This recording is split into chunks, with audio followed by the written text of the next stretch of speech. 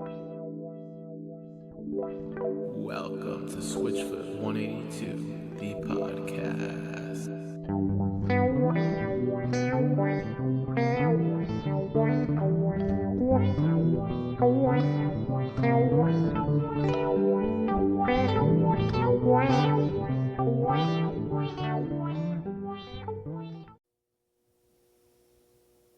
It's bright out here. It's in the middle of the night and I'm looking up at the stars. Whoa. Oh, should I take off my sunglasses? Don't stare into the solar eclipse though. You'll go blind. There's a solar eclipse in the middle of the night? Yeah, that's what I heard.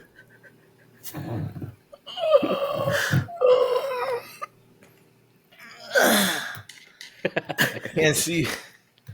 Oh man, I can't see. I told you. Oh, you told me, didn't you? How's it been going? How's it been doing? It's good. Welcome to it's Switchfoot good. 182. I'm your co-host, Tony, and I'm joined by the Emperor of the Roman Empire. He is the first to bring Christianity to the empire, not Augustine, or whatever his name was, Augustus. Constantine. Oh, man, who is Augustus? Whatever. Caesar. One of the most masculine names for boys, Caesar. That's right. Don't forget it. There's a lot of testosterone in this small package. Yes, there's a lot of testosterone in the small package. That's what many people have said over time. In making his heavyweight Switchfoot championship debut, 182-0, no losses.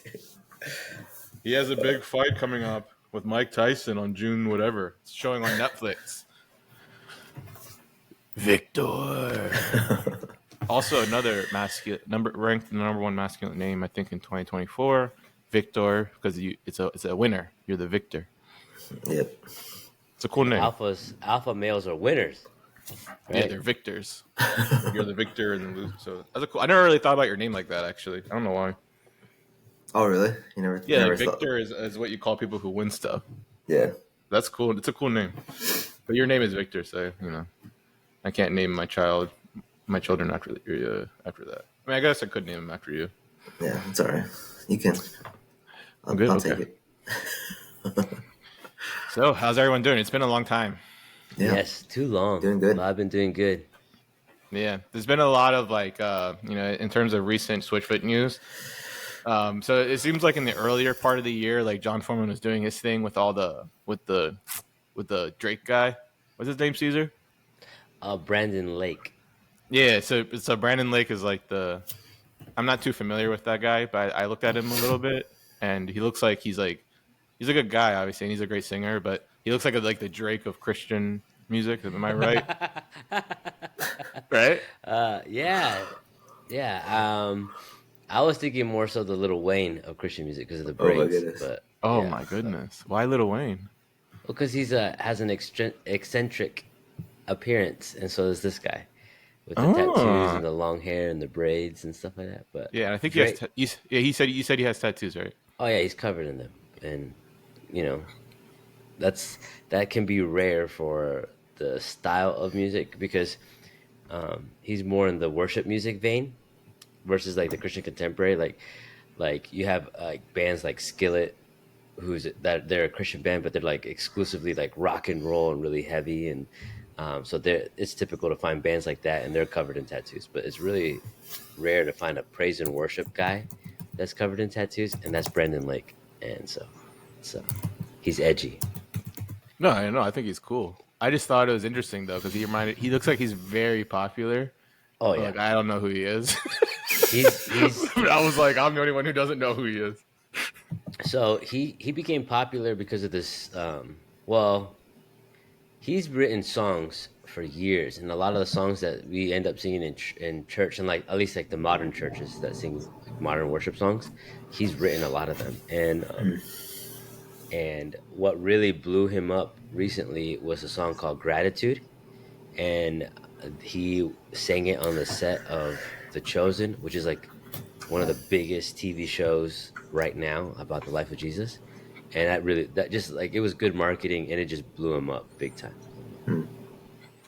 Yeah, The Chosen is it's that TV show where Jesus is actually like Middle Eastern looking.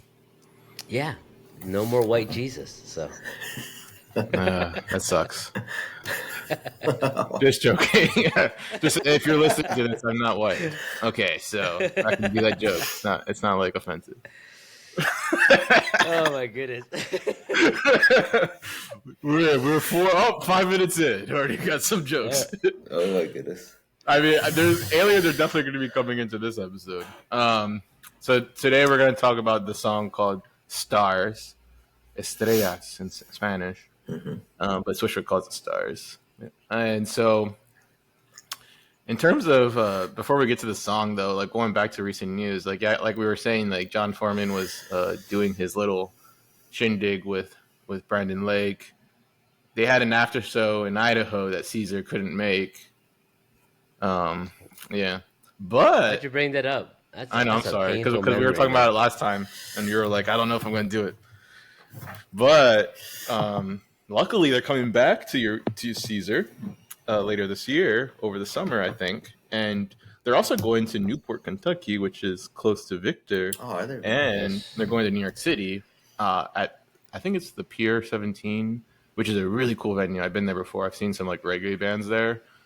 Um, so yeah, it's like a rooftop venue, and it's like right next to right at the edge of Manhattan, between Manhattan and Brooklyn, and you just see like the whole skyline. It's a really cool venue. Anyway, so Switchfoot's gonna be playing there again. I don't know who Switchfoot's playing with. Like, I just don't know the people there. I don't know what's like I didn't know who Brandon Lake was, and now you know who they're playing with on this new tour coming up this summer. What was their Um, names? I forgot. it was like Blue Mountain something, Blue No, something. I don't know. Yeah. So obviously they're popular and very successful. But you know, they're going on a tour with this band, and actually, I probably see what it's called right here. So I don't. It's the Help from My Friends tour with Blue October and Matt Nathanson. So I'm gonna check them out. If they're playing Switch Up, they're probably good. Like, I liked Brandon Lake; he was good. I just thought he was like, I thought it was just funny because he reminded me of Drake.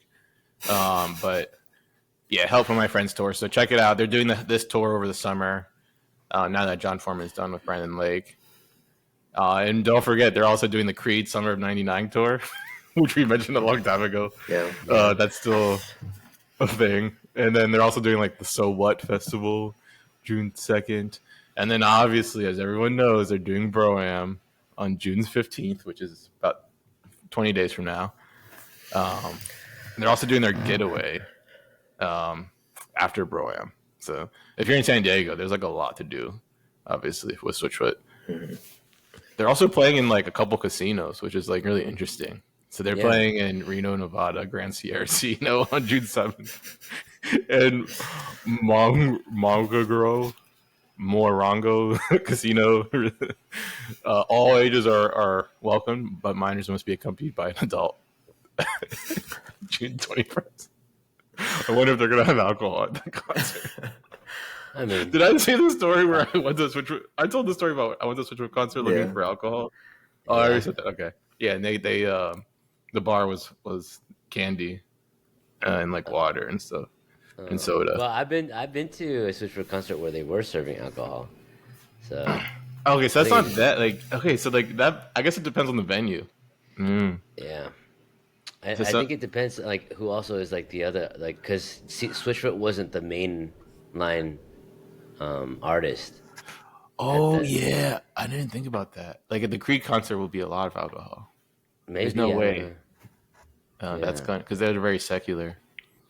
I never thought about but that. Yeah.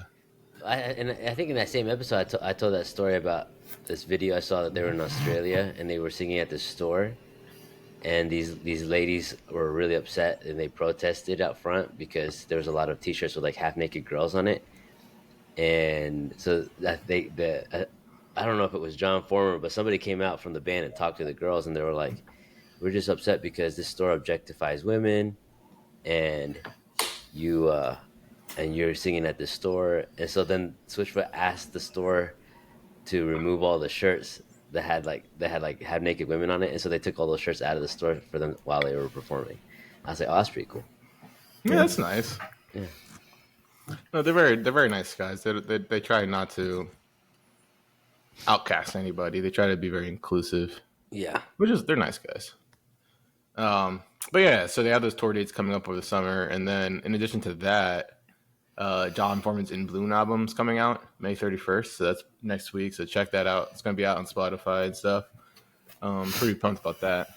His last album, I think it was called Departures. That was a really good album. Yes.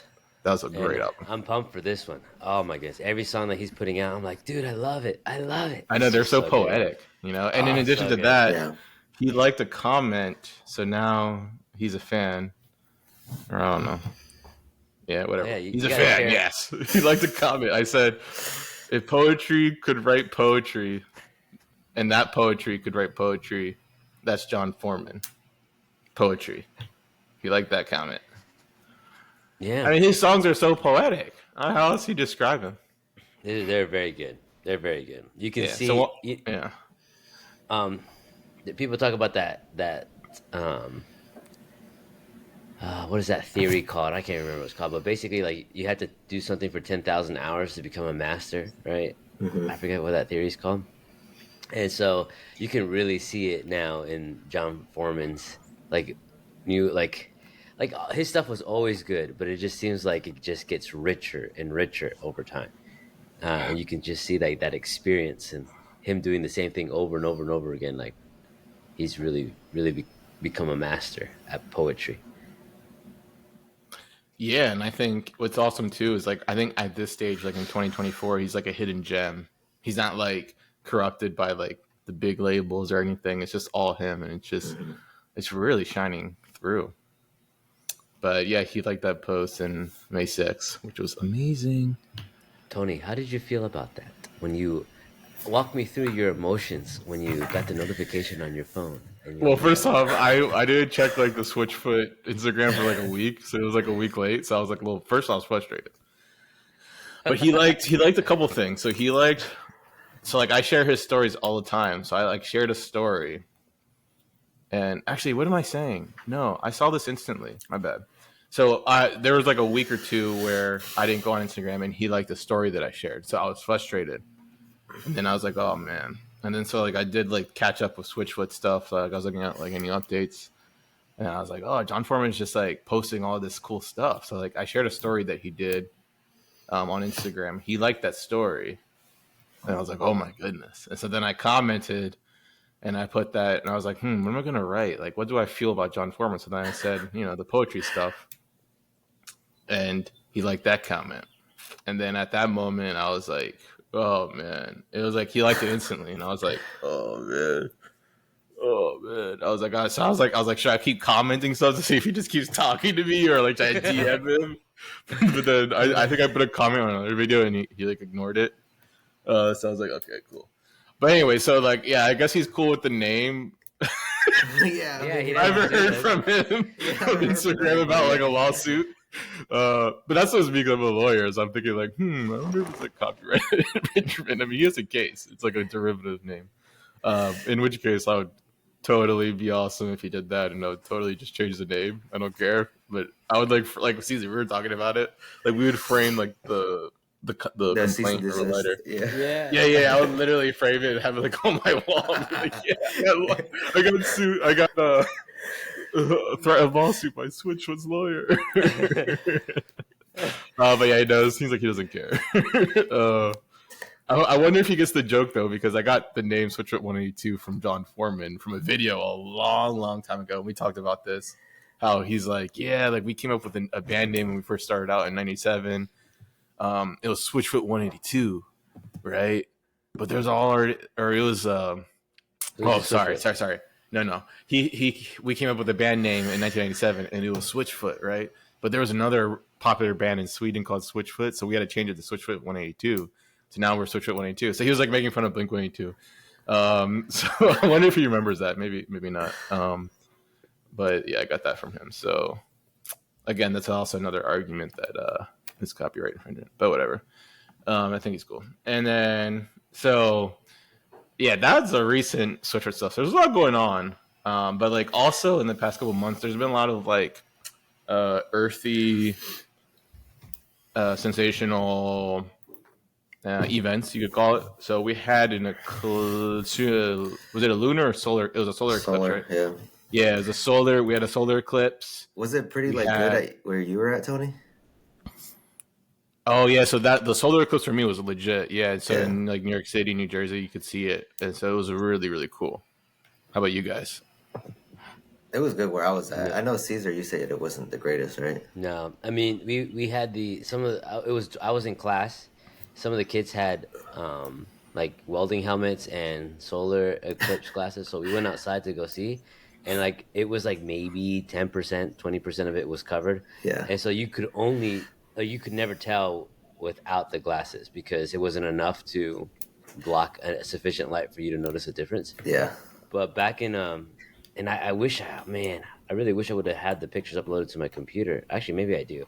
But back in September, there was an eclipse here in Idaho, and that wasn't a total eclipse, but it covered like about 75 to 80% of the sun, Mhm. and everything got like really cold, and everything had like a different hue. I was like, oh, Yeah. that's cool, and I got some really cool pictures on my camera of that. So That's maybe cool. I'll pull them up, but while you keep talking, but yeah, this one that just passed, couldn't even see it Yeah. from where I was at.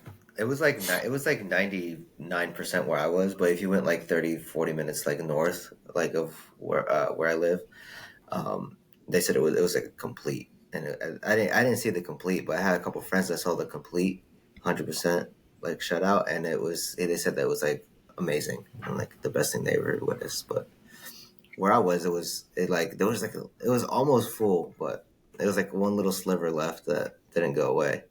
But it definitely was still pretty cool to see. No, that's awesome. So like where I was in New Jersey, it was 90%.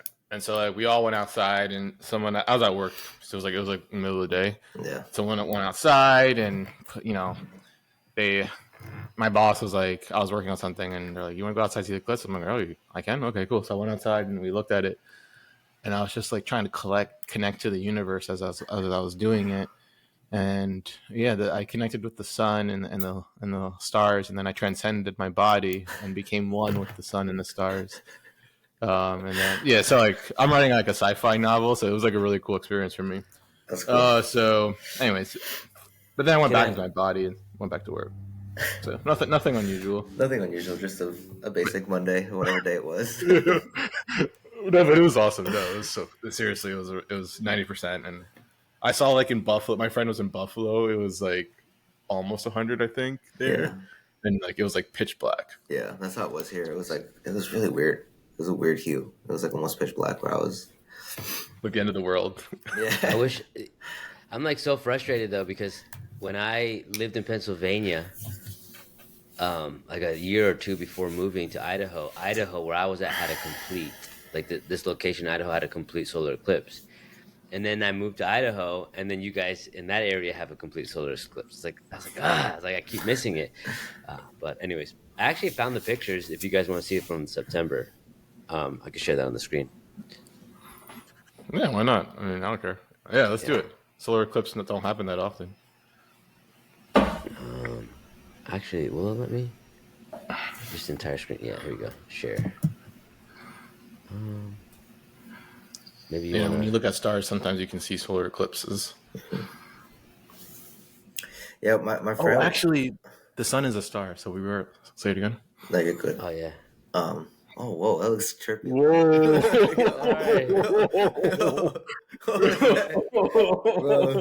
My bad. Oh, Anyway, that's so that's it. like We're done. Podcast is over. What the heck was that? I shared my Oh, bro, screen. did you read the? Okay, so that reminds me. Everyone read the novel Dark Matter by Blake Crouch. Is it? Have you Okay. watched the show? Oh yeah. So there's also a show on Apple TV. But Yeah. read the book first. Read the book first. I know that's a lot, but like read the book first. I actually recommended it to Caesar a couple months ago before the show came out. Dude, it's such a great sci-fi book. Anyways, yeah. Can you guys see my screen? Yeah. Oh my goodness, yes, it looks amazing. Yeah, it was cloudy, but like it kind of gave it eerie. Here you can see the moon. Like if you zoom in on that, you can see like the shape of the moon right there. Yeah. Wow, that's amazing. It looks like wow, such a great camera. Yeah. Anyways, but yeah, you don't have to include this in the podcast if you don't. You can just edit that one out. But I wanted to show you guys that real quick. No, that's cool. No, I'm including that. It's gonna be like one of the highlight clips. That was wild. I never seen. I included the. Say it again. That was wild with the. It like went forever. That was crazy. Yeah, that was the dark matter portal of like entering multiple universes. Like Yeah, a different versions of yourself. We accidentally opened a portal on the podcast. That's funny. This is the next. This is a great sci-fi novel premise. So like we're on a podcast and like someone shares a screen and it opens a portal to multiple parallel universes, and then like you get like sucked into the screen, and then you come out in a different version of the podcast where you said something different. Or like we're doing a podcast about like Blink-182. Or like where Cesar's like an atheist and Victor is like a what's the opposite of a command? A gynecologist. Oh my god. Oh my god. You could have said doctor or anything, but you could have said anything. You could have said anything. I got canceled. Bye. You could have said a pediatrician, anything. Well, you went gynecologist.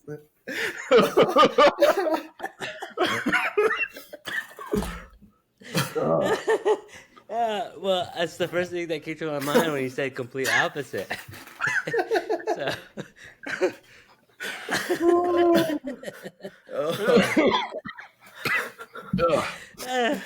Oh man. Okay.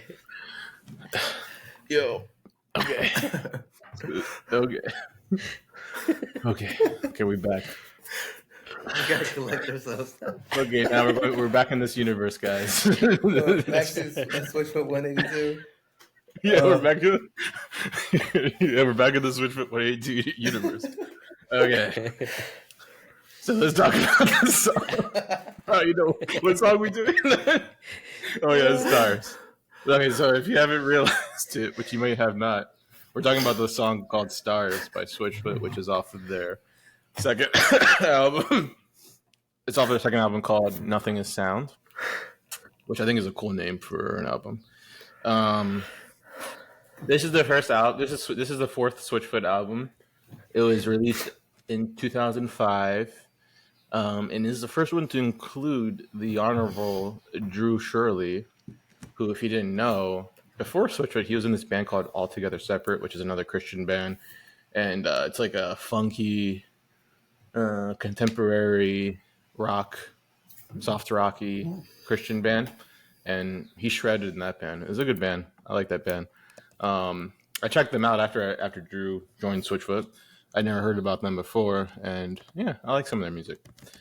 So, you know, I think this album for me like really highlights Drew's like appearance, because like some of the songs are like super, like the guitar work is just beautiful and it's amazing. Like, so one song that comes to mind is like Daisy.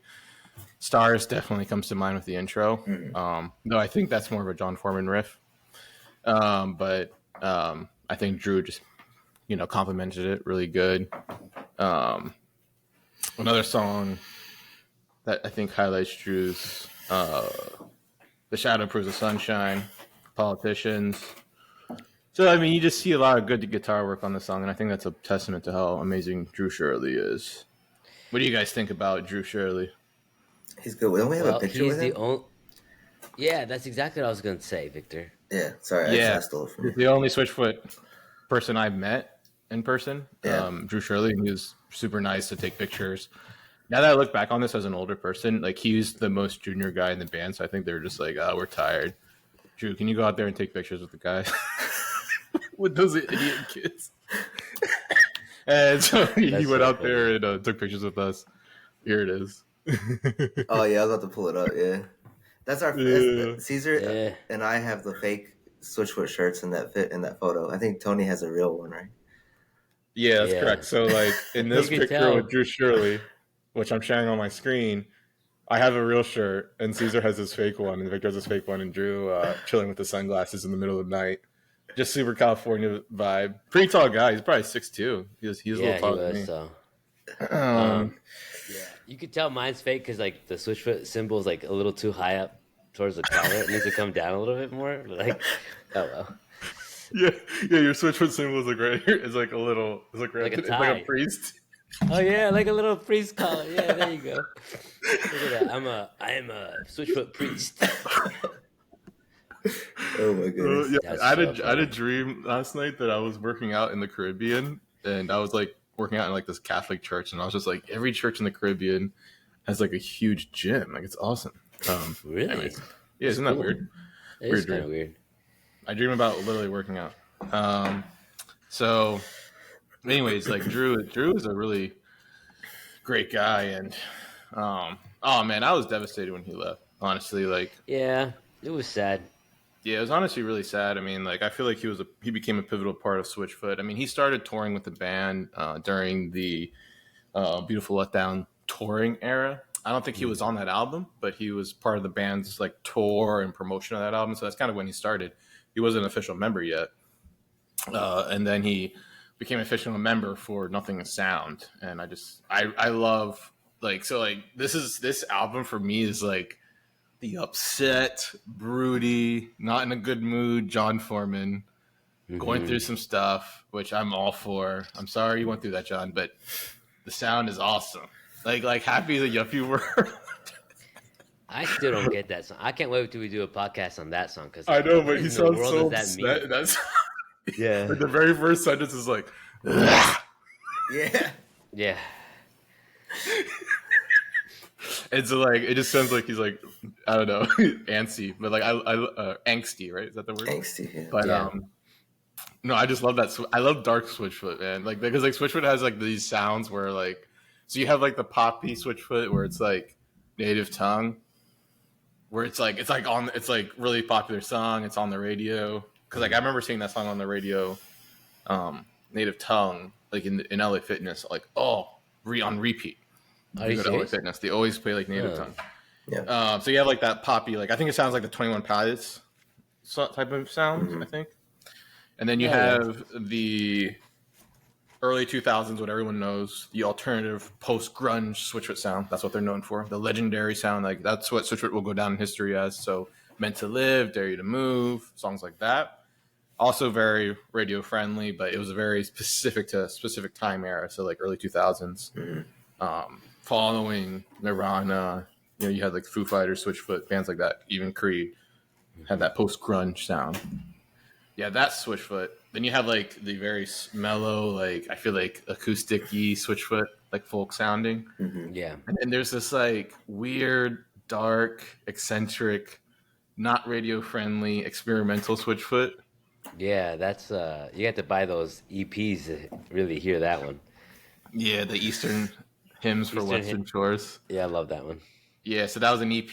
A lot of those songs on that album or that EP were supposed to be on Nothing is Sound, and you can Oh, tell really? because I think so. Yeah, and I think it came out. I think they were recorded like between Nothing is Sound and No Gravity, and you can tell because Nothing is Sound has a lot of the songs I feel like are pretty dark and eccentric a little bit. Well, Nothing is Sound and it's experimental, and long story short, I love this album because I think it's very like experimental and dark and I like that version of Switchfoot. I think they really shine when they do dark stuff. What do you guys think? Like, I don't know, I just that sound for me is like their most unique sound. Go ahead, Victor. No, I would agree for sure. They like with this song specifically, you can kind of like even though it's not super whatever song, but you can definitely hear it like in like the guitar riff, like it's like a super tense guitar riff, not in like a not in a bad way, you know what I mean? But it's just like it's there, you know what I'm saying? It has its presence, so you can like definitely feel the presence of it, like musically. And all that kind of stuff, like the drums too. Like if you listen to the drums specifically in this song too, they're like everything is super heavy, and like you said, I think it does show like their talent a lot. I believe because like the riff and all that, is like super like intricate and whatever. But yeah, I would definitely agree with you there. They definitely do shine for sure whenever they shine in a lot of different areas. But like you said, I think that their sound is very good. Whenever they like in that type of feel. But what do you think, Caesar? This is this album is my workout album. If I Yeah, want to go work out or lift weights, or if I'm like mountain biking and I want a really good song for like, get the adrenaline pumping, it always ends up being a song from this album. yeah. And it's like it's exactly what Tony said. It's like probably their most dark album in the sense of like edginess. With the introduction of Drew, you get this like this weight. I don't know how to explain it. Yeah, It's every not song is like, weighty. Like Victor said, yeah. the guitar riff is not heavy in the sense of like it's just like a big presence. Yeah. Yes, yeah. And like, um, if do you guys know what umami is in food? Like that flavor.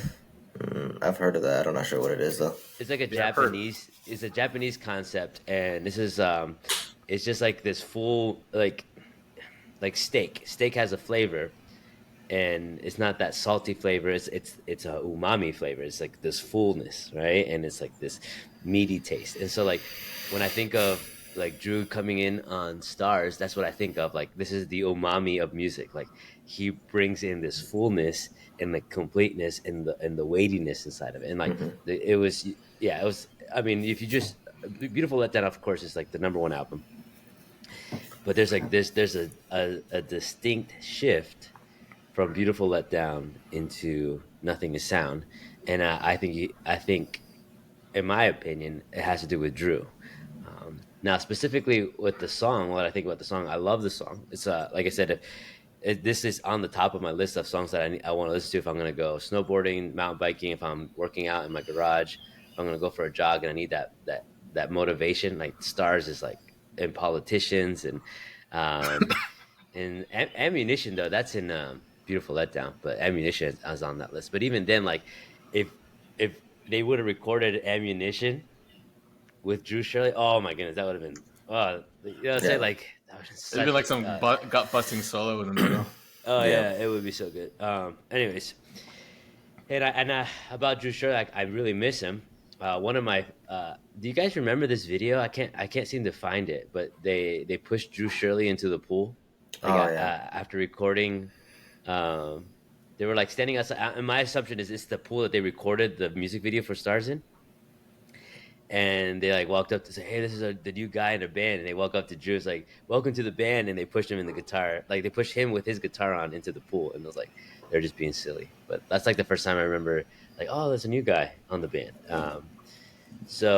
But yeah, the song specifically, I really love the sound, overall sound.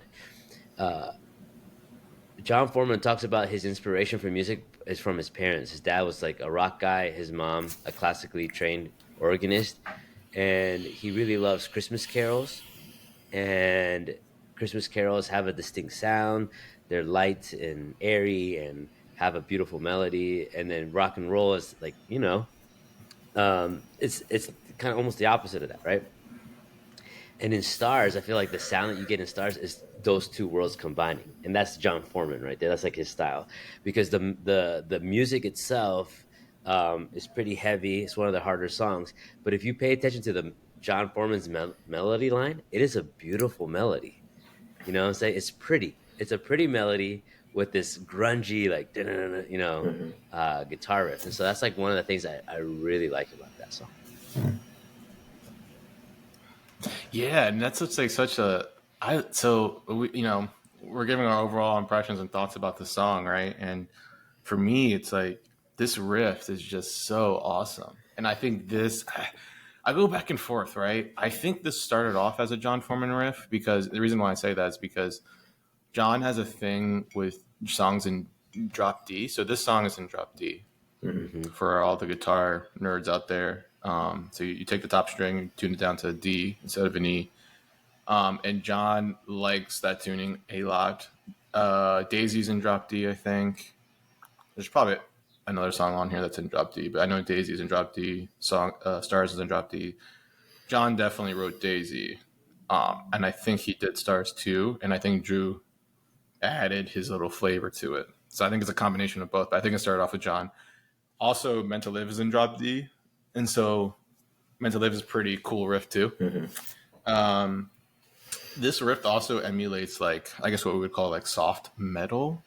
So if they just like screamed over this, it would be metal. Yeah. So I don't know. It's a really cool riff. I really like it.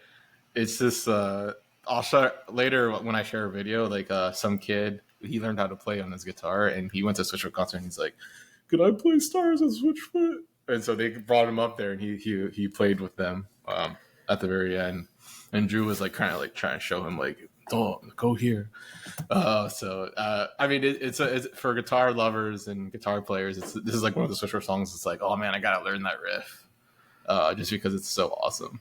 But for me, that's what like when I think about this song, I really think about that guitar riff because I think it sounds awesome. Someone mentioned the drums. I really like the drums, like how they like. I think it was Victor, like how they start off. I like the little sound in the beginning. That's like it sounds like twinkling stars, like for like a baby or something. Oh yeah. You know what? I thought for some reason, and like this was going in my head. I don't know what, but like it sounds like sirens, like a tornado siren, Oh yeah. or like yeah. a hurricane siren. That's what came to my head when I hear those. I'm like, oh, okay, there's a storm coming or something. You know what I'm saying? Like that's and then the drums and all that start coming in, and it just sounds like a crazy like. And it makes sense with the music video because it starts raining. Yeah. I mean, but speaking of the music video, this is my favorite Switchfoot music video, hands down. It's like the best. It's a cool. I mean, I also like. I don't know why I like the song "Happy" is a yuppie word, but they did music. They did like some weird underground music video for that, where they just ripped off the Stars one, where they're underground or they're underwater, and I think that one's cool too. But no, this one's so awesome. And we'll talk about that music video later, obviously. So, what do you think about the lyrics? I love the lyrics. This is probably like I know I'm always pointing out how Jon Foreman likes to use opposites and the tension between those two opposites to convey a meaning, and I struggle finding that in this song. I think maybe the contrast with the melody being pretty and the guitar riff being more grungy. I'm not saying it's not a beautiful guitar riff. It's definitely beautiful, but it's definitely a different style and like it's meshing together. So maybe that's a stretch, right? But that could possibly be the opposite. But here, this is like the first song that we've covered that I don't notice that difference. So, but let's go ahead and just jump into the lyrics. Maybe I've been the problem. Maybe I'm the one to blame. But even when I turn it off and blame myself, the outcome feels the same. I've been thinking maybe I've been part of the cloudy. Maybe I am the chance of rain. And maybe I'm overcast. And maybe all my luck washed down the drain. So this is very negative self-talk, which kind of sets up the song because it goes into the chorus later. But right now, at this point of the song, Jon Foreman is talking from his perspective. He has an inward, he's looking in, and he has an inward perspective. And the inward perspective that he has is pretty negative. I'm the problem, and whether I acknowledge it or not, my luck is still washing down the drain. Then you get to the chorus, and it says, but when I look at the stars, I see someone else. And when I look at the stars, I feel like myself. Obviously, I'm skipping over some stuff because he just repeats it. But that's the general essence of the lyrics in the chorus. And I find it very interesting that he starts off with this inward perspective, and it's negative. He's not happy. And then he jumps from that to an outward perspective. And now he's looking out. And when we talk about song meanings, I think it's really important that we pay attention to these two lines in the chorus. When he first looks out, he sees someone else, right? When he's looking at the stars, he sees someone else. He's not looking at himself. But then in the act of seeing someone else and looking at the stars, he feels like himself. And I think that's super interesting. And like I said, when we jump into song meanings, I'll wait for what I think that means. But then in the second verse, you have a switch of perspective, right? So first verse, inward perspective. Second verse is now he's singing from the stars' perspective. Stars looking at our planet, watching entropy and pain. And maybe start to wonder how the chaos in our lives could pass as sane. And I love that. I remember when I first listened to that lyric, oh my goodness, it was amazing. I was like, dude, this guy is he knows his words really well. Like, to use the word entropy, I remember thinking in high school, like, what in the world is entropy? And I had to look it up, and I was like, it's just another word for chaos. And I use that word a lot in my classes because I'll use, believe it or not, I use the law of thermodynamics, the first law and the second law of thermodynamics, to talk about God's existence and the proof that the universe has a beginning and that the universe isn't always eternal, or hasn't always existed. That's what I meant to say, which means it's not eternal. And in there, I had to teach the kids what the word entropy means, because that's in the second law of thermodynamics, that that we're, everything's always moving in a direction of entropy, falling apart, wearing out. And I remember Switchfoot was the reason why I learned what the word entropy means, because I was in high school, and then he said, I was like, they look at this entropy and pain. I was like, what in the world does that mean, entropy? And I mentioned earlier how I feel like Jay-Z and Jon Foreman have something in common. Because Jay-Z, when he was a kid, he would read the dictionary to like study it and find new words so that he could, when he was in rap battles or writing songs, he could find these really unique words to put in there so that he could rhyme. And everyone was like, whoa, And like Jon Foreman, I don't know why, but I get the same feeling with him. Like, whoa, I would have never thought to use that word there, and he's using one of those words. And then another word that comes up in the second half of this verse that kind of like, I literally for today I had to look it up and see what it means. So that line is, I've been thinking about the meaning of resistance, of a hope beyond my own. That's also really good right there. That's for song meanings. We had to pay attention to that line. I've been thinking about the meaning of resistance, of a hope beyond my own. And suddenly the infinite and penitent begin to look like home. And so, penitent, let's look at what that word means real quick. I had it up. Now I'm You got like, like penance, like what you have to pay money to get your sins forgiven, something like that. that's indulgences to get pay money to get your. Indulgences? Is that Yeah, what it's it used called? to be a thing. When Yeah, it's when a the good when thing. I know that was the when the thing. Catholic Like, Church. yeah, where like you had to like pay for your cousin to go to heaven or something like that. Yeah. I'd pay for you guys to go to heaven, just so you know. So penitent, Monthly penitent, plan. it means a feeling or expressing humble, regretful pain or sorrow for sins and offenses. So it's just like another word for repentance, but it's like, I feel like uh, this is a very poetic word, because it's, a lot of times we think of repentance meaning, oh, I'm sorry, and that's it. But but in the penitent, it's this humility. It's this like, I'm humbling myself. And so that's really beautiful, because he's saying, as he's thinking about resistance, of a hope beyond himself, which is something he needs right now. And I think that's what the stars represent. Oh, I'm already talking about song meanings. Oops, sorry. But I think that's what the stars represent, a hope beyond his own. And suddenly the infinite and and this humility and repentance, this state of living in constant, like, because repentance is a mindset, it's not really an action. And so living in that humble mindset where, like, I know I've wronged and I don't deserve God's grace, yeah, I'm gonna live in his grace and put myself before him in humility, saying, God, I don't like what I've done and I don't want to do it anymore, help me, right? That humble attitude, he's saying that feels like home. That's what that word means. So he's saying that attitude feels like home when he thinks about the stars. And then it goes into the chorus again. And like I said, I think it's really important that we pay attention to that. When he looks at the stars, he sees someone else and he feels like himself. And then there's the bridge. Everyone, we feel so lonely. Everyone, we feel so empty. But when I look at the stars, I feel like myself, and I see someone, and I see someone else, which is another couple things to point out. That little bridge between each verse and chorus. The first time he says, "Everyone, you look so lonely," and then the other one is like, "Everyone, you look so empty." And so then that's when he ties it in at the little bridge thing. We feel so lonely and empty. So that's the lyric analysis. Very simple, very short. I think it has one solid meaning, but I'll wait till we get to the song meanings for that. No, thanks, man. That sounds Obviously, it's beautiful. And one comment I have, which so you mentioned Jay-Z, so you reminded me. Oh, okay.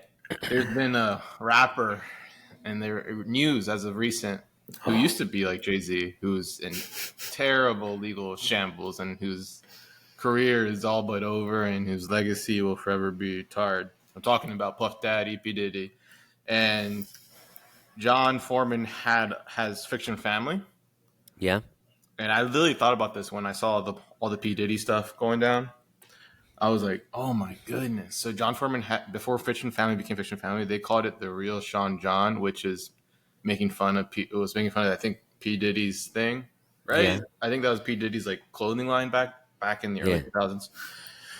And when Jon Foreman started Fiction Family, they originally called it the real Sean John because that was just the first name, right? And literally that would have been a disaster right now if Fiction Family was called the real Sean John. So thank you, Jon Foreman, for changing that to Fiction Family. Like, oh my, you dodged. The bullet has been dodged. Like, It was a missile. He missed a missile. The missile has been dodged. It was like the Cuban Missile Crisis. War. All those albums would have been like recalled or something. Oh my goodness. Anyways, okay.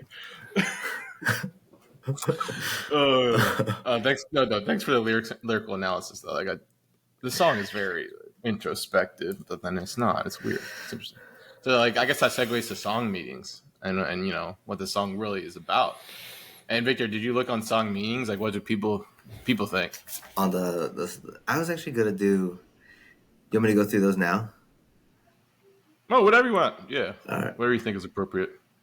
So, yeah, we can definitely go through these.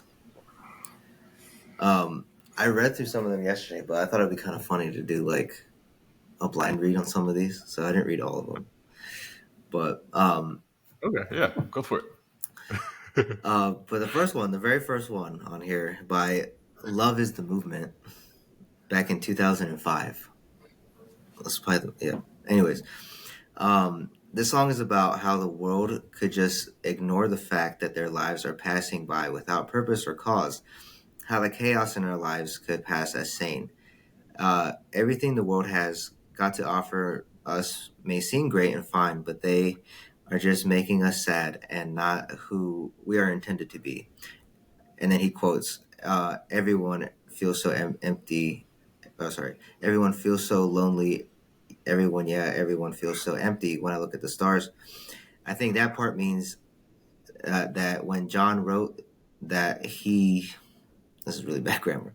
When John wrote that he see that everyone is miserable, but is telling everyone that when you look for something more to life, there's problems that we are facing are very small, and the things that we should look for that is more than life is far greater than what we can comprehend. So, I mean, that's a pretty good analysis there for that one. This one made me laugh. Where's that? This one sounded like, the reason why it made me laugh was because it sounded like Cesar wrote this one. But this song may be referring. This song may be referring to Psalms 19:1, which states. Oh yeah, I have that on my. Yeah, see, I told you what I say. Oh, is that you? Did you go on last night? Yeah, he went on. Yeah, I did it last night. The timestamp is. You went back in time. He went back in time. I went back in time. September 3rd, 2005. Oh wow, that's a long time ago. It's like before I had internet. Which states that the heavens and skies show the glory and handiwork of God. In other words, the stars are proof that there is a God. So yeah, when I read that, actually I was reading these with Emma last night, and she's like, "That sounds like Ariel wrote that one." I was like, I think he did. That's what I was thinking too. What's the screen name called? Caesar the Conqueror? No, it's it's No Talent.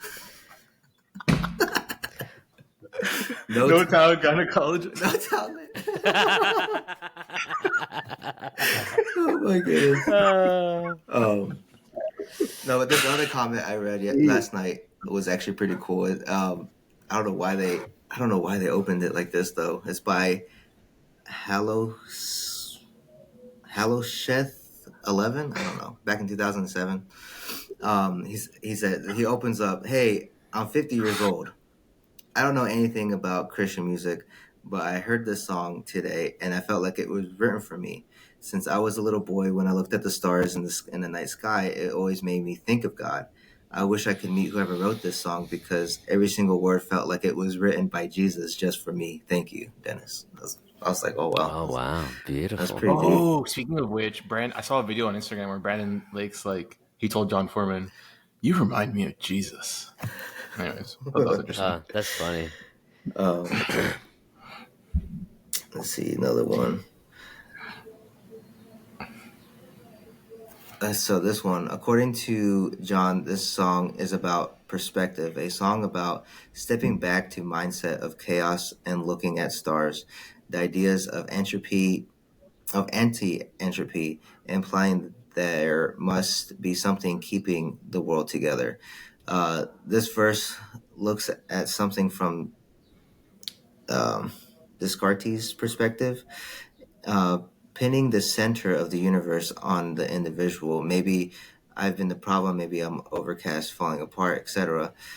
The second verse talks about our world from the perspective of the stars, looking like what Caesar was saying, looking down on Earth from the eternal dance of gravity and motion. Despite those deep lyrics, John says he likes the song best for the guitar riff. But that was by The guitar riff is yeah, awesome. It that was is. by Marina JMZ. Um, and then this one, I don't know. This song reminds me to look at the stars and see someone else, and not make everything about me. That's by Bright, 2006. That's a good one. Yeah. I like that one a lot. I kind of this one, Striker 311. Back in 2005. I kind of like this song now. I've listened to it 10 times to get the lyrics. I think it's about how he's depressed and distressed in life, and all he can see is chaos. But when he looks at the stars, he can find clarity. This is kind of obvious, but whatever. That's by Striker 311. But there's plenty Good more on man. here. Yeah, there's 311. Shout out. um, yeah, there's plenty more on here. I can keep reading more if you want, but Well, I I want think to know that what you think, Victor. what What do do you I think the think? song means? Yeah. Um, I think it's kind of funny, just my perspective. I see where you were going with it whenever you were like analyzing the lyrics earlier. But like for me, it like it just might be like because where my mind is at all the time. But like for me, it's like a song about kind of what we read, like analyzing your life where you're at. But I also feel like a part of that, like and analyzing your life and like looking onto something that's bigger than you, to get you through like whatever. I also do think like when he's talking about himself too, like it's almost like taking personal responsibility for yourself because Oh yeah, that's good. if you know like anything about like personal growth or anything like that, like the first step to becoming a better person is by taking everything that I've done wrong. I had to accept that and then move forward, but like at the same time I'm looking at God, what I'm saying, to help me through those things. So that's like where my mind always went when I heard this song, was like, okay, this is a good song about personal responsibility. Like, okay, yeah, I mess up, I do this, I do that, but at the end of the day, when I look at the stars, when I see something bigger than me, and I know you know that's in control, then I'm able to move on and become whatever. But that's kind of like what I always thought it meant. I think that's really Personally, good because I think you're spot on because of that word penitent in the second verse. That yeah. has to do with repentance, and the first step of repentance is acknowledging your condition, Hmm. like recognizing recognizing who you are and not making excuses for it, right? And recognizing what you've done and hating it. And so basically what Victor was saying, like ownership. So that's actually really good. I'm glad you said that because I was like I was taking it from more of a perspective of like, oh, this guy's having a bad day. He's down. He's down. He's beating himself up, Mm-hmm. and to get him out of that funk, he had to look at the stars. But now that you said that, I was like, oh yeah, it's really good because of that word penitent. Maybe that's what Jon Foreman was actually talking about. Yeah. Like he's just taking ownership and then recognizing he can't fix his own problem. Yeah, he has to look at Wow, something that's bigger actually than really him. true because he says there, even when I turn it off and blame myself, the outcome feels the same. Like I can't fix this. Like this is my fault. I've done it. I made this mess. I can't fix it. Only one person can fix it, and and I think that's who he's talking about when he says, "When I look at the stars." That's actually really good. That's awesome. Yeah. Yeah. Who's that one person? I wonder. I Which think one? so. I found this. I wanted to talk about this because I found this really interesting. And this can segue to the website article part, but we can still talk about the song meaning because I think there's a lot more, obviously. But this I found this online, and Jon explains a little bit of how the idea of the song was born. Right. So quoting Jon Foreman, he says, I'm always looking to find order within the chaos. And sometimes when my life gets fairly chaotic, I'll take a walk outside. And in this particular instance, I remember I'd driven off into the desert and was looking up at the stars. I had a pretty good view away from the city lights out in the high desert. And I remember thinking about the order and the perfection of galaxies of planets in orbit. And traveling around space, thinking how chaotic the wars and divorces and riots on our planet must look from outer space. So that's where the song began, unquote. So I That's think really that's good. where the idea of the song started. Like Caesar was saying, someone at a simple level, someone having a bad day, looking out, gazing at the stars, right? But then, like as you guys said, there's like a lot more deeper layers to the song. And as we talk about the meanings of the song, it's a little confusing, right? There's a lot to it, Mm-hmm. right? Like Yeah. and but for me, like I feel like this song is about like connecting with this is gonna sound like mystical, but like connecting, losing yourself, using the sense of self, and connecting with the oneness of the universe and the oneness with connecting with your environment and your family and everything you're experiencing, being present in the moment, mindful, and you lose that sense of self, and then you're just engaged and 100% in the flow of life. So like I don't know, like if you guys ever do something, right? Like you say you're working on your car, Victor or Caesar, you're preaching. In the middle of your preach, you're not thinking about yourself. You're locked and loaded on what you're saying. You're trying to like formulate it. You're looking at the audience. You're talking. You're think like you're so engaged. Or like when you're playing guitar on stage, right? Like all the worries and thoughts you had about life. Like it's like you're not no longer yourself. You're the music. You're the strumming the guitar, and it's just like everything fades away in the background. Same thing. You're working on your car, Victor. You're driving. You're a race car driver. Mm-hmm. Driving your car. Same thing. And I think this song kind of speaks about that. Like when you look out, for him, he's looking out in the stars and he sees someone else and that then he becomes himself. I feel like that talks about this concept of like the death of the not the death, but like the fading away of the inner self. Like it's all about me and I'm worried about myself and whatever, to like this connection to everything, Yeah. to action and doing, and how you feel in that moment is like your true self. And that's what some people actually call that experience. Like that's my true Yeah, self. that's exactly what was going through my mind. Like Yeah. and Jesus talks about it. It's like if a man tries to save his own soul, he will lose it. But if he loses it for my sake, he will save it.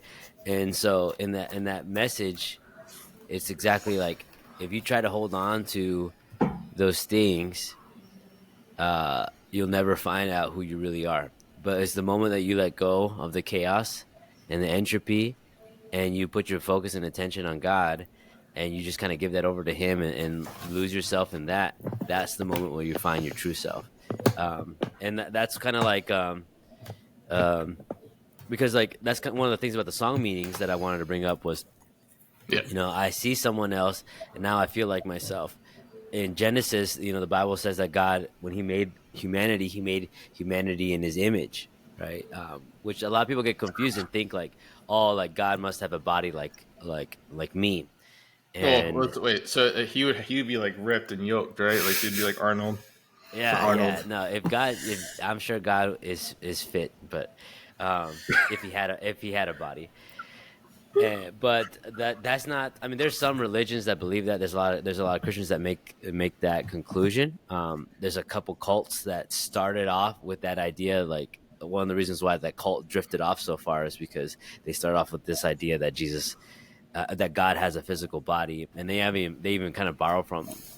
They take that idea to an extreme, and they borrow from like Greek mythology and like the whole Zeus and Hercules story, Mm. how Zeus had sex with a human, and that produced Hercules. There's some cults that believe that God came down and had sex with Mary, and that produced Jesus. And so, Wait, that's not what happened? no, that's absolutely not what happened. Absolutely not. It's like literally that's not the Bible. First off, like I said, I'm joking. oh, dude, you triggered me. Yeah. No, I was about ready to go off with this huge Bible study. But anyways, back to He left the chat. He said, "I'm gone." He left. He left. He triggered me so bad. Man, am I that easy to trigger? I need to chill out, man. Not take myself so seriously. Goodness. But my point was, my point was that what church tradition has understood for thousands of years is that the inner man, right? The inner man is designed, or woman, but I'm using man as a general term, like in the Hebrew, humanity, right? The inner man was designed to reflect God's goodness, designed to reflect His righteousness, His morality, His sense of justice, His creativity, His beauty. That's all in us, and we're designed to reflect that out into the world. This is why the command Paul says, like, to go and when God finishes making the world, He says, now go take care of it. So like He put humanity to be that person to reflect to His creation, His goodness, His creativity, His justice, His love. And we've lost that. That's the whole point that Jesus came to die on the cross. And so when I see that lyric and I see someone else, and then I find myself when I feel like the true human experience is only lived when you find that image again.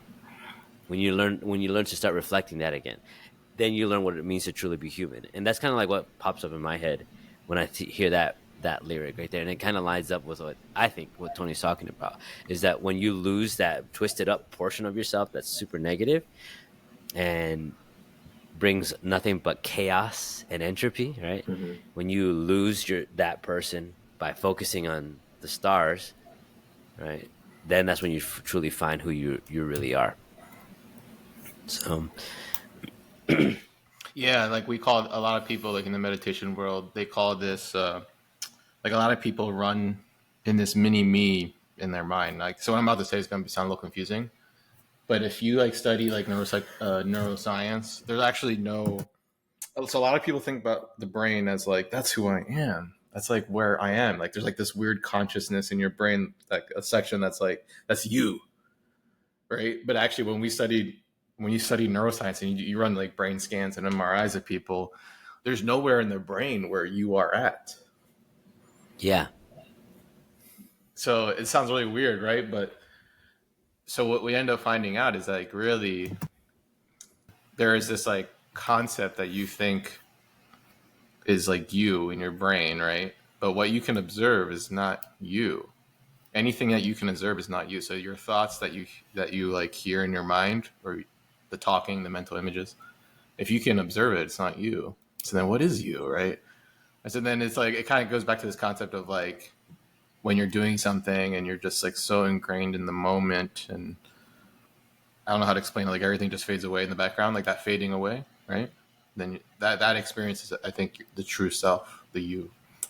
And so like I feel like John talks about that. I don't even think he knows he's talking about this, but that's what he's talking about. And so I love Switchfoot.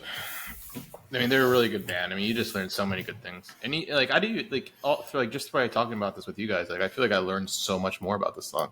Mm-hmm. And it's way more than just looking at gazing at the stars, you know? Yeah. And But isn't there something about? I mean, I remember when I was a kid, I wanted to be an astronomer because of I was just so fascinated with the stars, right? or an astronaut? Yeah. So like, what do you think it is that when you look at stars, it just I mean, maybe not everybody's like this. Maybe I'm just assuming, but like when you look at Yeah. the stars, you're just like, whoa. Like, what do you think causes that? Like for you to, I don't know. It blows you away. Yeah, so I think, in my opinion, right, it's a reminder of like everything, like what you're a part of, right? Like we're all part of the universe, and you know, there's a lot more things going on than just you. Hmm. Like each of those stars might have a planet, and that planet might have like other people, and I don't know, man. It's like you could just go on forever. Every star you see is like a sun. Aliens. Yeah, there's my alien. There it was. We talked about aliens. It only took an hour. But like, I think for me, it's like understanding that you're a tiny. It kills your ego. Hmm. Understanding that you're a tiny little dot in this giant ocean of life. You know, the universe humbles you and breaks down your ego, and yeah, you find who you truly are. What do you think, Victor? Um, like the other day, so we got a hammock, and we actually put it in our backyard. And like where we're at, like it doesn't get super dark, but like it's a lot darker than what we were before. So you can see the stars pretty good. And like me and Emma were just out there and just just staring at the stars. And I don't know, like what you were saying, like it makes you, I don't know, it just kind of like you said, I guess like it does lower your ego a little bit, but then at the same time, I feel like with my worldview, like I believe God created the universe, and the stars show His handiwork. Um, and so like I think that kind of like admiration and like of like what He created is like an aspect of that as well. Like wow, like this is like beautiful art that He created. Um, and then also too, like you were saying, it's so vast, but then but then there's Earth. You know what I'm saying? So like it kind of also makes you feel like, in my perspective, it makes you feel like, okay, like God created this massive universe, and right now all we know is that this Earth is only like people with people on it as that we know of, and so it kind of makes you feel like, okay, wow, like also a little bit special at the same time. You know what I mean? So like, cause like one of a kind, I guess. You know what I'm saying? Like with the Earth, like I don't know. That's just my perspective, but I think it does. I think there's like those mixture of emotion of like perspective or emotions like does like kind of just make you feel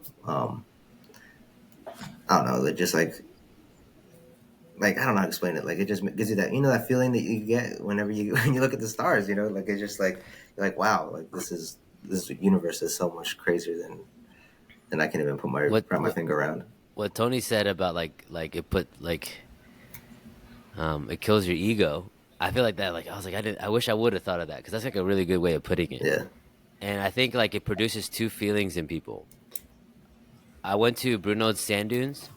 It's a beautiful place near Idaho. It has one of the darkest skies. It's a dark sky preserve, and I saw an asteroid.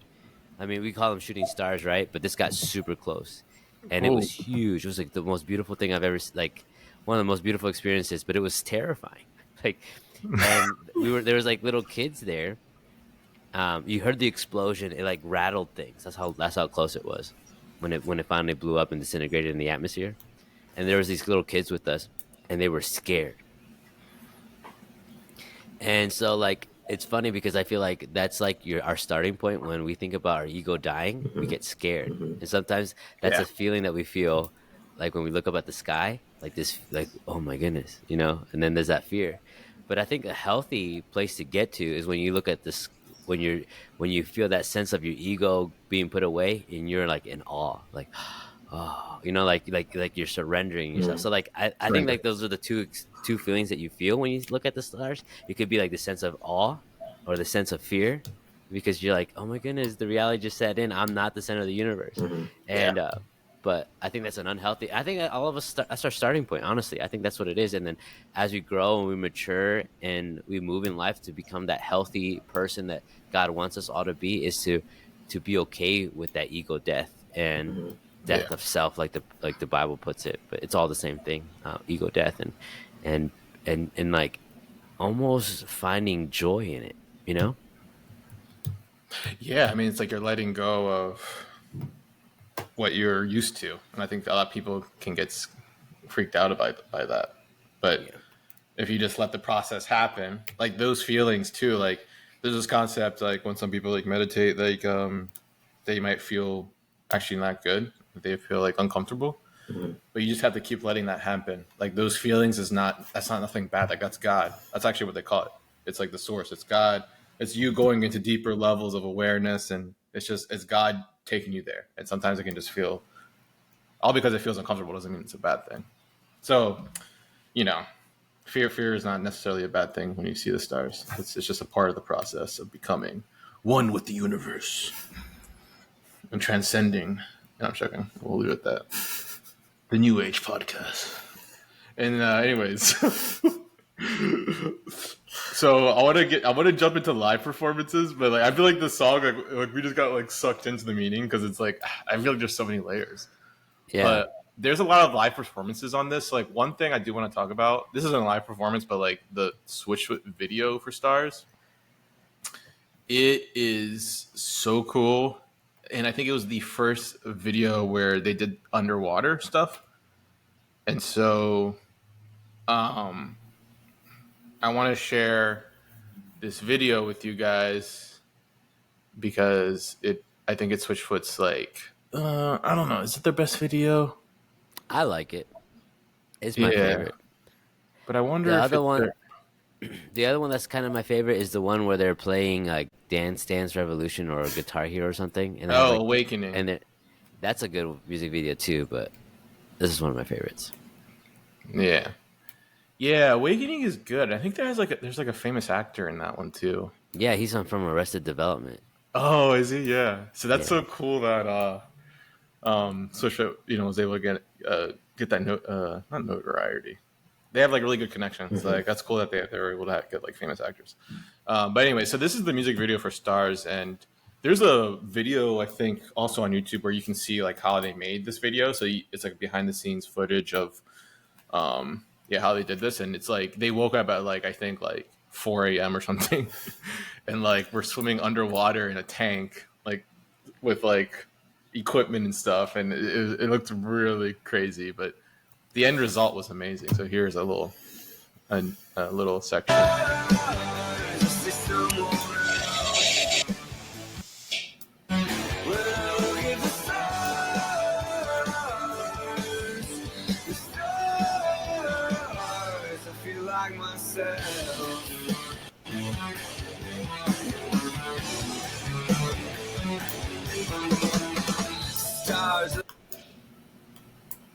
Oh, whatever. So like, yeah. So the underwater effect is just like, what do you guys think about that? I mean, I'd never seen a band do that before. Maybe it's a thing. Kind of reminds me of Nirvana when they did the cover of Nevermind. They were like underwater, and I think they did like some pictures where they were underwater with their guitars. But I've never seen like a live music video like this. But what do you guys think? It looks really cool. It looks good. It looks better than Aquaman. That's what. No, I was kidding. Aquaman. Yeah, it looked better than Aquaman. There's how many? Oh, are you talking about the movie? Yeah, man. You ever seen that movie? The CGI in that movie is so bad. Oh my god, Oh, I only watched that movie because I watched the movie because of that girl. Come on. I watched that movie because of that girl, Amber Heard. Amber Heard. And then I found out she like poops on beds. I was like, never mind. She's still cool.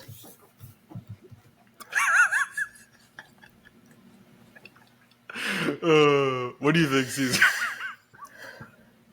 I think you're muted. Cesar, you're muted. Oh, you and your microphone. My bad. All right. What do I think? I think that it's I love it. I think it gives a feeling of space. They're floating in space, and that goes totally with the theme of the stars. And of course, there's a lot of heavy editing in there as far as like video editing. You can kind of tell because technology back then wasn't that great, but I think they did a really good job with what they had. And so I like the touch of the stars in the sky. And so it just really does feel like they're in space. And they did a really good job with eliminating a lot of the bubbles in the water. So it really, I mean, there's still bubbles, you can see them, but like it's like a minimum, and it's just I've always wondered like how in the world, like how do they do that? Because I feel like I would like go have a panic attack and like want to swim to the top real fast and like, oh, I'm dying. Yeah. So, but I maybe it's their like surfing background too. Like they're just used to being underwater and all that kind of stuff. So, you're not panicking. One thing I wanted to bring up though, like that guitar riff, I forgot about one of the things I want to talk about. One of the things that I love about the drums is like in the verse is like it's the verses, the beats like dun dun dun. Like I've been part of the problem. Maybe it's like really consistent like that. But then when it goes to the guitar riff, it's the same time signature, but they're playing with it, and so it's like dun dun dun, and then it's like the emphasis is not like it's every two beats instead of every beat like Halftime. that. It's almost like at halftime, it's like, but it's in the same time signature, and I just love how they play with that. Yeah. The timing on the song is really good, but yeah. Anyways, no, I love the music video. It's like one of my favorites. It's always been. Yeah, man. Chad Butler is a beast on the drums, man, and he kind of reminds me of Dave Grohl in the sense that he does play a lot in what we call halftime. So it's very common in like grungy, post-alternative type of music. But yeah, I like those drums. Yeah, but this is awesome, and they were using this effect too. And "happy" is a yuppie word. They have it's more underground video. It's not known as much as Stars, but they also were playing around with this effect in that. So I think they just kind of like got used to it, and then obviously they dropped it because it'd be weird if they did like every single video like this. Also, this is from Conan, that show, the late night show. They played Stars on Conan, Mm-hmm. and I remember watching this, and my mom was like, "Oh, the lead singer is like really cute." I was like, yeah, he's a cute guy. He's very handsome. I have a crush on him. Yeah, you do. I just do. It's the truth.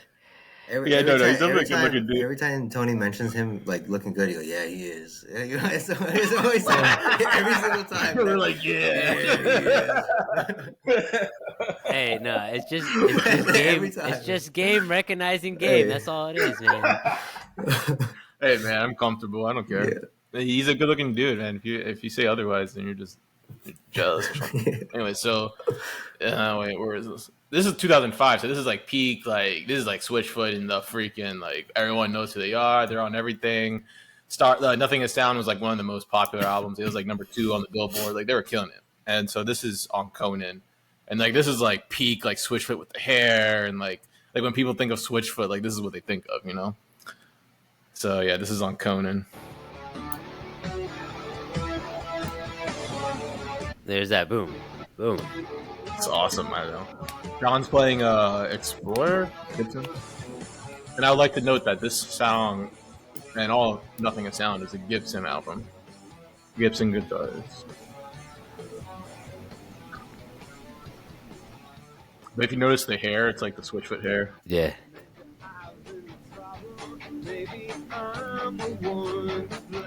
And he looks like moody. So it's like the emotional, like long haired, not emo. Some of my friends. So I had a lot of friends who like I was really weird. Like I played like sports in school and stuff, but I also hung out with like the punk rock kids because I liked punk rock. So like a lot of my friends were like punk rock, and like Switchfoot was like obviously they were like, no, that's not punk rock, obviously. So like they always rejected Switchfoot as a band. Like they're like, no, that's not punk. They're not punk enough. They're emo, right? Emo, which they're not emo, right? Yeah, but emo is like emotional. And by the way, emo is cool music too. I like emo music.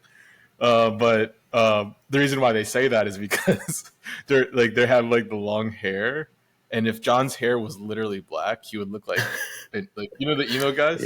Yeah, like My Chemical Romance or something. Yeah, like if John's hair was like pitch black, like he would look like that. But because John's hair is blonde, he looks more like I guess Kurt Cobain or maybe like a beachy guy. Yeah, he does look like a lot like Kurt Cobain. I feel he looks a lot like Kurt Cobain. Yeah, and that was a lot of people. That's one of his. Nirvana for this band is one of their biggest influences. Influences for sure. Yeah, Nirvana is probably one of the biggest. And there's a picture of Tim Foreman with Dave Grohl, actually, who's the drummer of Nirvana and the lead singer and guitarist of Foo Fighters. There's a picture of Dave Grohl and Tim Foreman. So they knew each other a little bit, which is really cool. But Chad Butler, I think one of his favorite drummers, if not the drummer that he idolizes, is Dave Grohl, and he plays like Dave Grohl, like at halftime. But anyways, like big drums in halftime. But you see the hair, how it's like feathered and stuff. That's why my friends said they were emo, just because of that. Whatever. And plus, like the lyrics are like emotional. They're not like like during this time they were like a little broody. But that's when they're on Conan, and everyone knew who they were. Like I'm telling you, man, I went to a public school.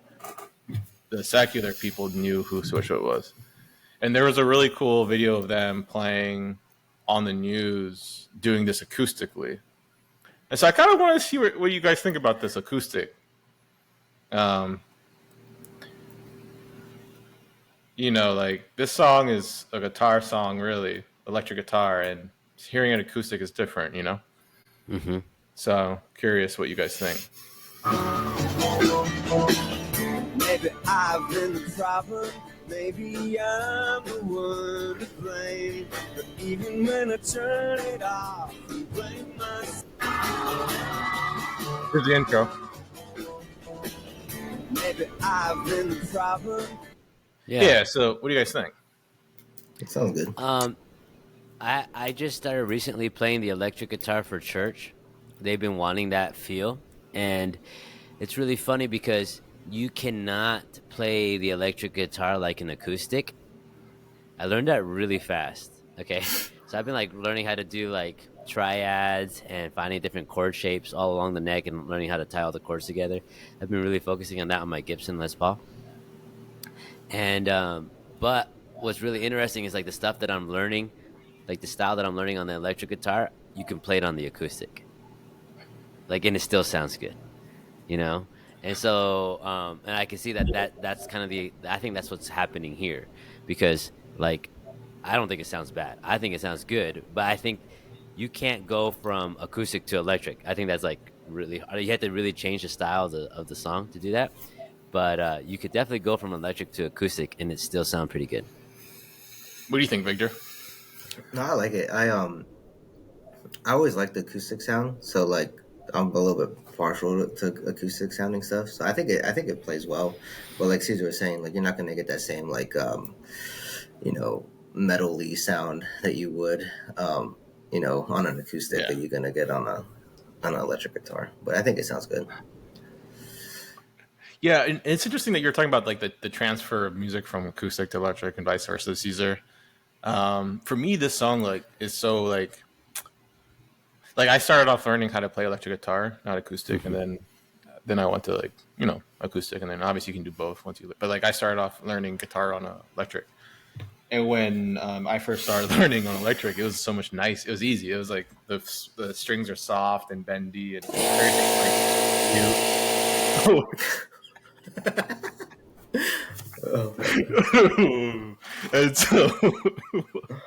and so like the strings are soft and like they're cute and they're like bending. The guitar is like really skinny and stuff. And then you go to acoustic, you're like, oh my, what is this? It's like 5 inches thick, and then like the guitar strings are just like raw metal, and they're just like fingers hurt your fingers. Raw, they hurt.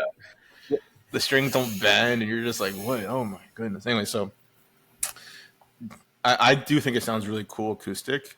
My only comment, which is like, it's nothing, right? It's just like there's a lot of like guitar work in the intro, and it's just like when you do like some metal riffs acoustically, like you can hear like the fingers slide, and you can just hear like the acoustic guitar being like, I feel like it's like maxed out a little bit. Like I do think there are some electric, like if you do like metal riffs on acoustic, I do think it. Like if you do like a very intricate like solo or like a super intricate metal riff that's really fast and there's like bending and slides up and down, I do think it's hard to do that acoustically sometimes. Yeah. And I think this song can be done acoustically, but it's just like the intro. I feel like I can hear Jon's like pushing the acoustic guitar. Maybe not, but I don't know what I'm talking about. But like I've heard some metal bands. Drew. Yeah, and I think is Drew like even on an acoustic? Yeah, it's like a semi hollow body, so it's like the perfect thing in between. Yeah, I've heard some bands do like some metal bands do like acoustic covers, and you can just really, and that's more of like I can really hear like the acoustic guitar just being like I can hear their fingers slide up and down, and, which is fine. That's cool. But anyways, no. Long story short, I think this works. I'm just talking about transferring electric songs to acoustic.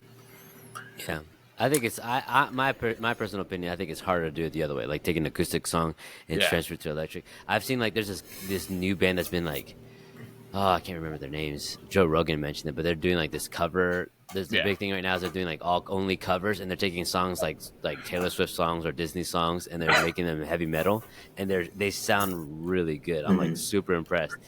But they have to change the style of the song. Oh, what's that band called? I would love to hear that. Oh man, I had to look it up. It's on Rogan. Rogan mentioned it, and that's kind of how I found out about it. But. Okay, yeah, I'll check it out. I'll see.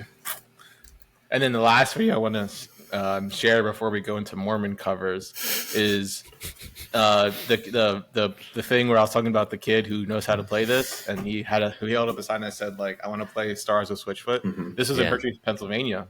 Oh, which nice. Is pretty close hometown. Pretty close to our hometown actually. So this is a PA kid, and they let him play Stars on stage. This is in 2019. This is the kid. Is he wearing a sailor's hat? Oh my goodness. Oh my goodness. You don't know how lucky you are, right, boy? Boy?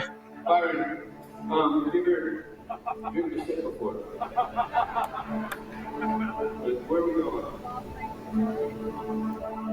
This guy is way too calm, man. I'll literally be like, we're going to Africa, man. We're going to Nigeria. We're going to go right here? Okay. I want to take us to the bridge. Okay, first, get us all warmed up. I want you to continue to hear. And you can sing out like this.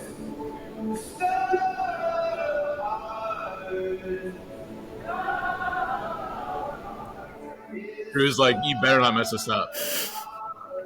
You better not mess this up, bro, or I will literally find your food.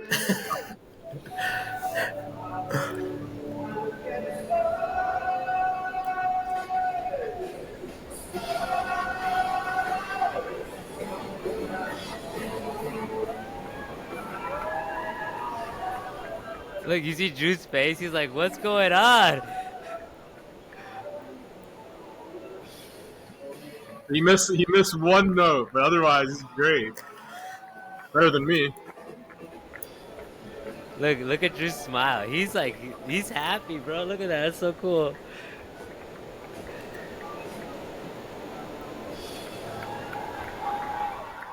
Can I share one video with you guys if you have time? Yeah, I got it. So I love bands that do this. Like, they are the great. Look how happy they are. Yeah.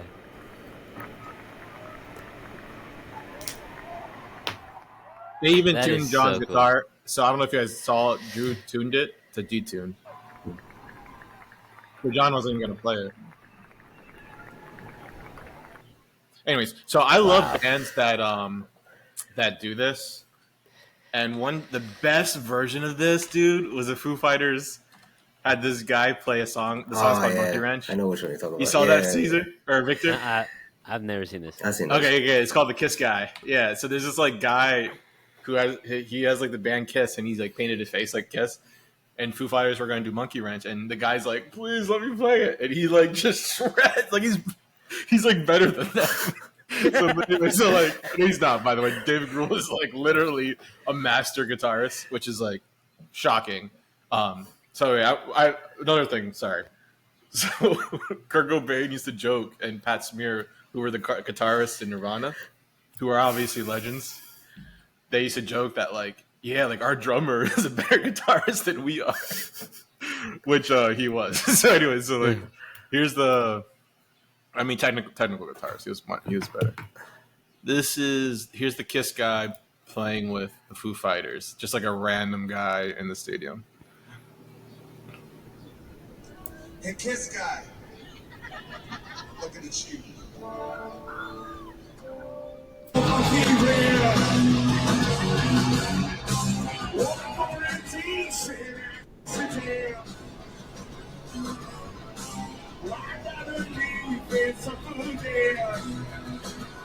Oh my goodness, That's he's Pat owning Smear the from stage. Nirvana.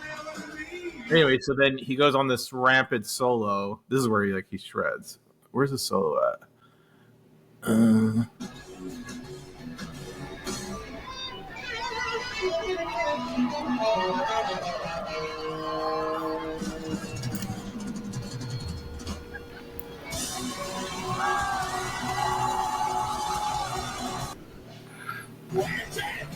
Wow. Yeah, so yeah, I mean, like, I don't know.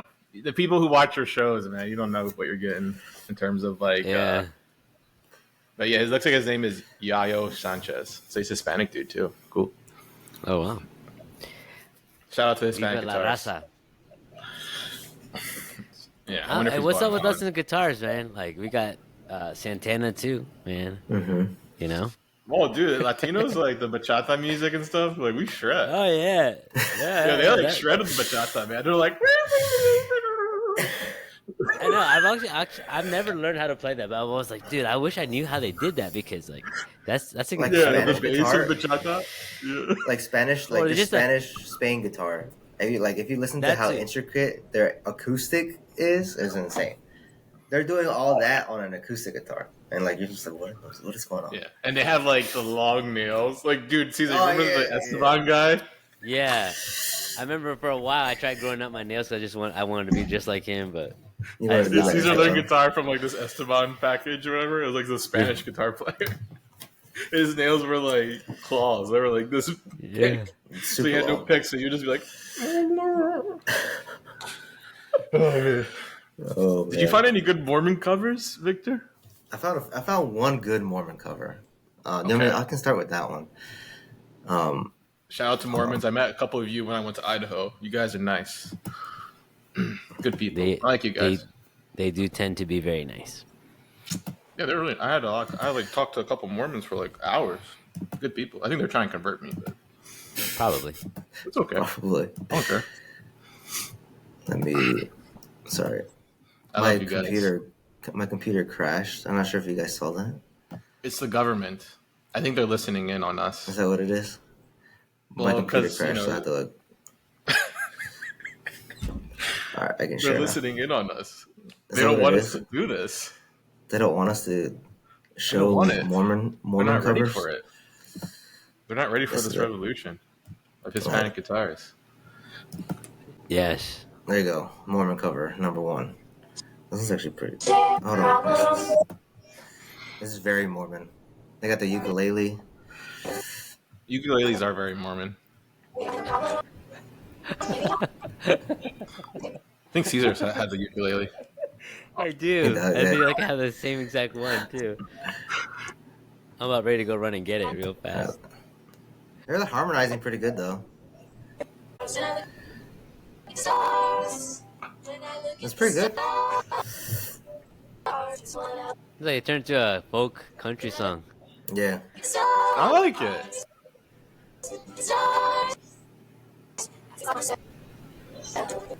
Oh, they must have wrote that. But no, it's good. That was the first Mormon cover. Let me go back and stop sharing.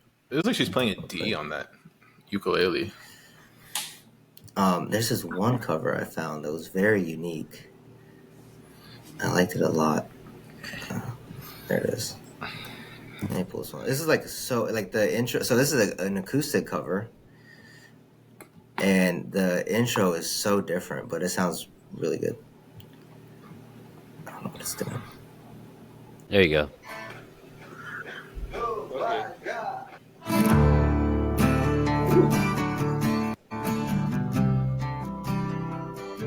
This was worth it, man. It sounds great.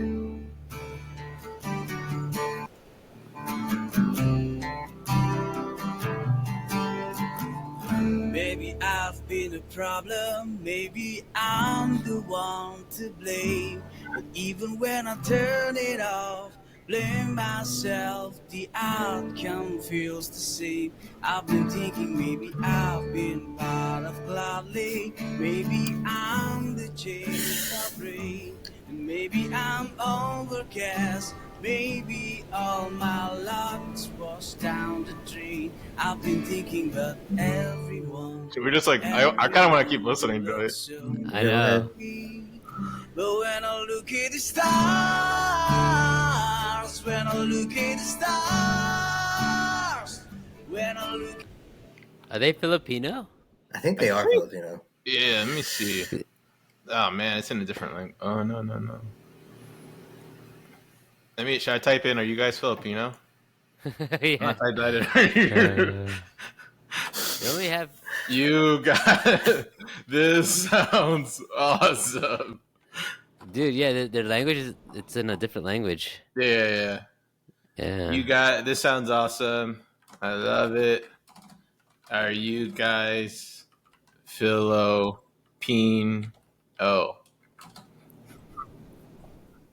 I know. I just like threw something in there. Oh, my computer doesn't even know what I'm talking about. Are you guys? He took Philippines and jalapeno and he stuck it together and made it a word. Filipino. Filipino.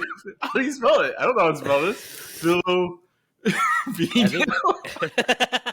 How do you spell Filipino? Oh wait. I got this. Filipino. Something like that, right?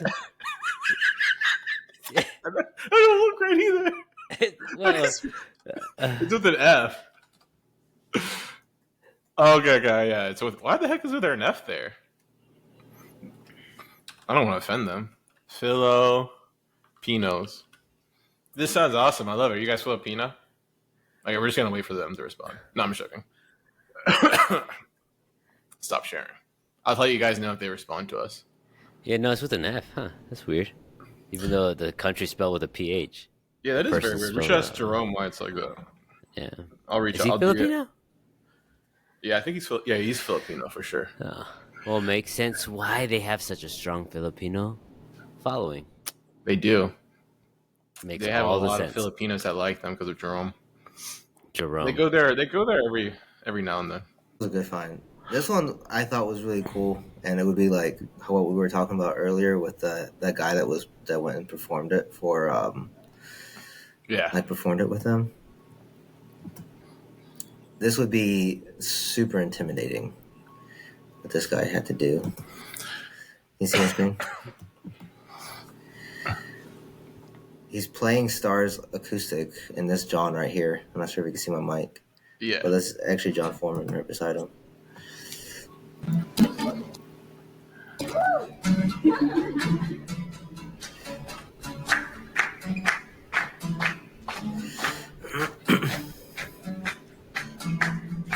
You think you could do that? Play this song like while he's just staring at you? No. I could play some songs because they're so ingrained in my DNA. Like I've been playing them since I was like 12. That'd be so. Yeah, if this kid has been playing it since he was 12, then maybe. Otherwise, but this is like peak Jon Foreman too. Like that is pretty scary. I'm not sure if he's like at a school or something. That's amazing. This is when this is the Jon Foreman that we saw. He has like that hat. Okay, be honest, guys. Yo, look at his phone. Oh, that's an old phone. This is 5 years ago. Yeah, but I think it was videotaped longer. Was it? 5 years is 2019. Oh, this is during Fading West. Exactly. Yeah, that's a Jon Foreman that we saw. That's scary, man. But no, I just want to share that. I thought that was pretty cool when I found that.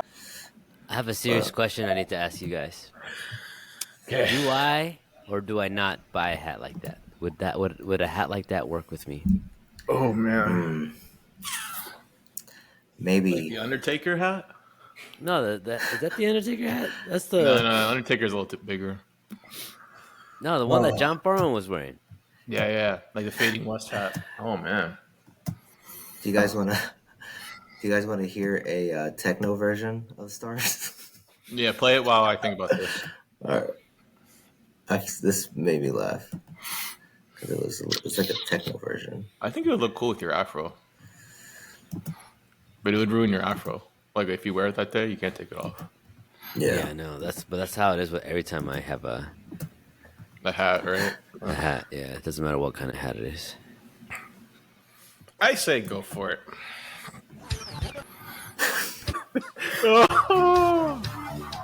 Oh man.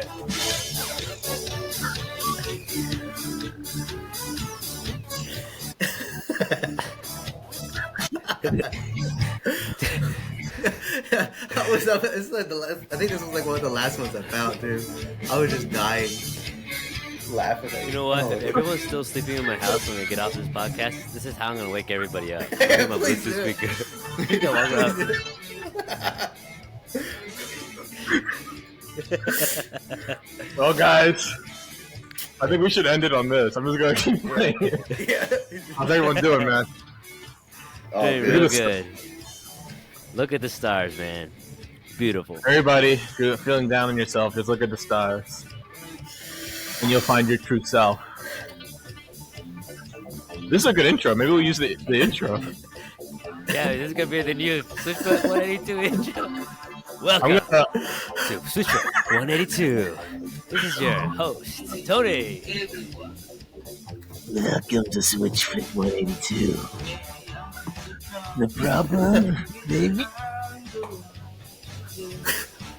Who's singing, dude? It's a Filipino. It's Malfin Fu. It's Malfin Fu, man. This is my boy. I love this guy. He looks like a Mormon Filipino. Oh no, my bad. Oh, this is the perfect picture. of he's the a boy. Mormon Filipino. Is he really? You were right. He looks like a What is Mormon. What is going on? Oh my god. We ended on a Mormon one again. Switchfoot techno version. That's all I typed in. Look, you can see the evidence right here. I typed in stars and it came up with. Oh, go back. I need to clear my name. Oh, page unresponsive. The government. I typed in stars, Switchfoot techno version. Oh, the government's after me. It literally just closed. Oh, yo. Well, How do we end the show? Do we just like cut it early, like back when we're like, all right, or do we leave this in? I don't know how to end the show. thank you to Malfin Fu. We appreciate your contribution to society, which includes the techno version of stars. And I don't know what that video was before. That was sketchy, but it was on YouTube, so not as bad as the Taylor Swift thing though that we talked about Cesar.